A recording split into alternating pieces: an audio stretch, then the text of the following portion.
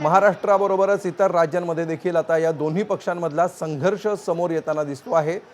एकमेकांच्या विरोधात आंदोलनं केली जात आहेत।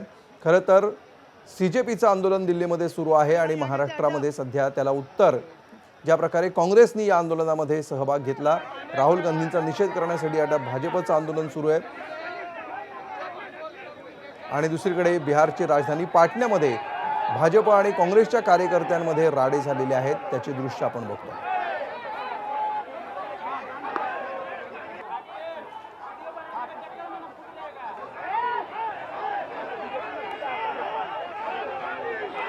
पाटण्यामध्ये भाजप आणि काँग्रेस कार्यकर्त्यांमध्ये दगडफेक झाल्याचं देखील कळत आहे आणि त्यामुळे विद्यार्थ्यांच्या मागण्यांपासून आणि शिक्षण मंत्र्यांच्या राजीनाम्याच्या मूळ मागणीपासून सुरू झालेल्या या आंदोलनाला आता राजकीय पक्षांमधील संघर्षाचं स्वरूप येताना दिसतं आहे। ज्या प्रकारे काल काँग्रेसने दुपारनंतर दिल्लीमध्ये आंदोलन करत लक्ष वेधून घेण्याचा प्रयत्न केला आणि त्यानंतर आज भाजप देखील रस्त्यावर उतरलेला आहे आणि भाजपने ही भूमिका घेतलेली आहे की राहुल गांधींनी ज्या प्रकारे काल आंदोलन करण्याचा पवित्रा घेतला तो चुकीचा होता आणि त्याचा निषेध करण्यासाठी भाजप देखील रस्त्यावर उतरत आहे आणि त्याचेच पडसाद आपल्याला दिसत आहेत। या व्हिज्युअल्समध्ये आपल्याला स्पष्टपणे दिसतंय रस्त्यावर पडलेले दगड देखील आपण बघू शकतो। जोरदारपणे दगड भिरकावले जात आहेत एकमेकांवर आणि कशा प्रकारे कार्यकर्ते आक्रमक झालेत हे त्यांच्या बॉडी लँग्वेजवरून आपल्याला समजू शकेल। पोलिसांनी देखील या ठिकाणी आता हजेरी लावलेली आहे आणि वातावरण शांत करण्याचा पोलिसांकडून प्रयत्न सुरू आहे। मात्र बिहारच्या पाटण्यामध्ये भाजप आणि काँग्रेस या दोन्ही पक्षांचे कार्यकर्ते आमने सामने आलेले आहेत आणि या ठिकाणी काहीशी हिंसक परिस्थिती निर्माण झाली आहे।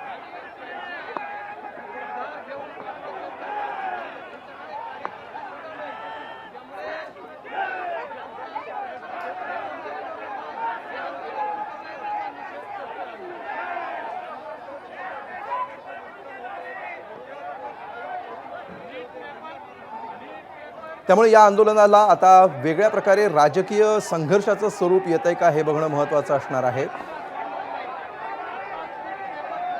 मूळ आंदोलन विद्यार्थ्यांची मागणीचं अभिजित दिपके यांनी हे आंदोलन सुरू केलं। दिल्लीमध्ये सोनम वांगचुक यांनी या आंदोलनामध्ये सहभाग घेत उपोषण सुरू केलेलं होतं।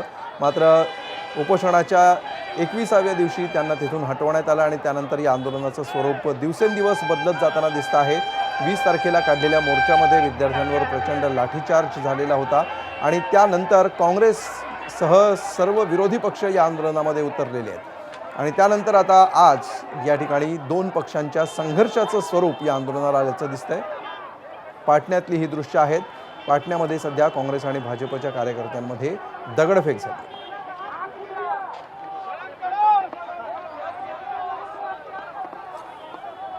तर बिहारच्या पाटण्यामधली ही दृश्य आपण बघतोय। एक मोठा गोंधळ झालेला दिसतोय। भाजप आणि काँग्रेसचे कार्यकर्ते आमने सामने आलेले आहेत। दगडफेक देखील या ठिकाणी होताना दिसते। अजय धनजे आमचे प्रतिनिधी माहिती देत आहेत। अजय, तर काल राहुल गांधी यांनी पंतप्रधान नरेंद्र मोदी यांच्या आवासाबाहेर आंदोलन केलं होतं। त्याचा निषेध म्हणून संपूर्ण भारतामध्ये भाजपचे कार्यकर्ते काँग्रेसच्या कार्यालयावर आंदोलन करतायत। याचाच एक भाग म्हणून पटनामधल्या काँग्रेसचं जे कार्यालय आहे तिथं काही भाजपचे कार्यकर्ते पोहोचले होते आणि अचानक काँग्रेसचे कार्यकर्ते आणि भाजपच्या कार्यकर्त्यांमध्ये जो आहे तो तणाव वाढला, दगडफेक झाली आणि तिथं जे काही पोलीस होते त्या काही पोलीस सुद्धा जखमी झाल्याची माहिती आपल्याकडे आहे। काही दृश्य आपण दाखवू शकत नाहीये। काही पोलीस अधिकारी रक्तबंबाळ सुद्धा झालेले आहेत। खरं तर काल नीटच्या संपूर्ण मुद्द्यावरून हा आंदोलनाचा जो धग आहे तो वाढलेला आहे। आपण पाहू शकतो दगडफेक या व्हिज्युअलमध्ये आपल्याला दिसत आहे। नीटच्या मुद्द्यावरून राहुल गांधी यांनी काल पंतप्रधान नरेंद्र मोदी यांच्या लोकभवन 7 लोकभवन या रस्त्यावरील निवासस्थानाबाहेर आंदोलन केलं। जवळपास 4 ते 5 तास हे आंदोलन चाललं। त्यानंतर राहुल गांधी यांना पोलिसांनी ताब्यात घेतलं, दिल्ली पोलिसांनी, आणि देशभरामध्ये काँग्रेस सुद्धा मोर्चे काढते की राहुल गांधींना डिटेन केलं म्हणून आणि भाजप सुद्धा मोर्चे काढते की राहुल गांधी यांनी नरेंद्र मोदी यांच्या निवासस्थानाबाहेर आंदोलन केलं। आपण पाहू शकतो पटनामध्ये आता जी दिल्लीची परिस्थिती होती जंतर मंतरची तीच परिस्थिती झालेली आहे। अश्रुधुराच्या नळकांड्या ज्या आहेत त्या आंदोलकांवर फोडण्यात आलेल्या आहेत। बिहारमध्ये जर आपण बघितलं तर सत्ताधारी ही भाजप आहे आणि विरोधामध्ये जी आहे ती काँग्रेस आणि आरजेडी आहे। सत्ताधाऱ्यांचाच मोर्चा काँग्रेसच्या कार्यालयावर निघाला आहे आणि या आंदोलनाला हिंसक वळण आलेला आपण पाहू शकतो। बिहार पोलिसांचे काही जवान या आंदोलनामध्ये, या दगडफेकमध्ये जखमी सुद्धा झालेत, रक्तबंबाळ सुद्धा झालेले आहेत यामध्ये. बरं अजय, मात्र या म्हणजे इथला जो काही वाद आपण बघतोय याची ठिणगी नेमकी कधी आणि कशी पडली? काय झालंय? या वादाची ठिणगी काल दुपारी पडली, जेव्हा राहुल गांधी यांनी मल्लिकार्जुन खरगे यांच्या घरी सर्व खासदारांना, आमदारांना, सगळ्या नेत्यांना बोलवून घेतलं.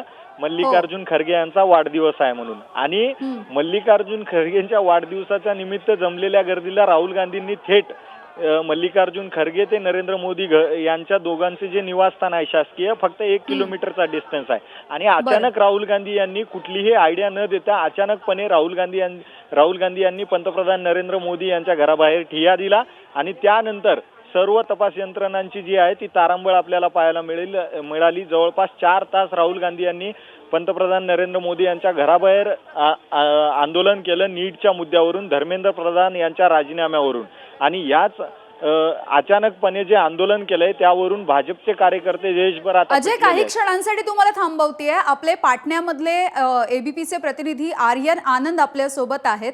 आर्यन जी, ये कुछ तस्वीरें अभी हम देख रहे हैं जहां पे आंसू गैस फोड़ा जा रहा है या फिर स्टोन प्लेंटिंग भी देखिए यहाँ पे हो रही है. आपके साथ क्या हुआ है? आपको भी कुछ लगा है यहाँ पे? देखिए, जो प्रदर्शनकारी थे उनका प्रदर्शन उग्र हुआ, और जिस तरीके से उनका व्यवहार रहा ये साफ दर्शा रहा था कि वो प्रदर्शन नहीं उग्रता करने पहुंचे थे. भारी संख्या इनकी थी, लगभग 400 से 500 की संख्या में ये प्रदर्शनकारी थे, और इन्होंने बैरिकेड पार किया और 20-20, 25-25 के गुट में ये बट गए, और आज इनके निशाने पर तमाम पत्रकार ही थे, और जब भी प्रशासन द्वारा रोकने की कोशिश की गई इन्होंने उग्रता दिखाई. जो भी इनके हाथ में था, जो भी इनको मिल रहा था, उस चीज को ये चला रहे थे. अगर पत्थर मिल रहा था तो पत्थर चला रहे थे, चप्पल से लोगों को पीट रहे थे. इसी क्रम में आज जब हमने भी रिपोर्टिंग की और हमने सिर्फ एक ही सवाल किया कि भाई आपका मुद्दा क्या है, आप अपनी बातों को रखें, तो वहाँ इन्होंने मॉब लिंचिंग की, पत्रकारों की हाथापाई की, और इसी क्रम में एक लोहे का कुछ मेटल का था, उससे उन्होंने सर पे दे मारा, जिससे मेरा सर फटा, और उसके बाद बर्बरता से जो पिटाई है वो की गई. तो निश्चित तौर पर जो प्रदर्शन देश भर में हो रहे हैं उसके आड़ में कई लोग जो हैं वो उग्र स्टूडेंट्स के प्रोटेस्ट में उग्रता दिखा रहे हैं, और स्टूडेंट्स के इस प्रोटेस्ट के बहाने जो उग्र है वो जो सड़क पर नजर आ रही है. जी आर्यन जी, शुक्रिया आपने बातचीत की इसके लिए. तर एबीपीचे प्रतिनिधी आर्यन आनंद हे आपल्याला माहिती देत होते. ज्या वेळेला ही संपूर्ण घटना घडली त्यावेळेला त्यांच्यावरती देखील हल्ल्याचा प्रयत्न झाला, ज्यामध्ये त्यांना गंभीर अशी दुखापत देखील झालेली आहे. मुंबईत काँग्रेसच्या टिळक भवनाच्या समोर भाजपकडून आंदोलन करण्यात आलंय. मुंबई भाजपचे अध्यक्ष अमित साटम यांच्या नेतृत्वामध्ये हे आंदोलन पार पडलं. यावेळेला राहुल गांधी यांच्या विरोधात भाजपनं जोरदार घोषणाबाजी केली आहे. पोलिसांनी आंदोलकांना ताब्यात घेण्याचा प्रयत्न केला. दुसरीकडे छत्रपती संभाजीनगरमध्ये काँग्रेसच्या कार्यालयाच्या बाहेर भाजपच्या कार्यकर्त्यांकडून जोरदार आंदोलन करण्यात आलं.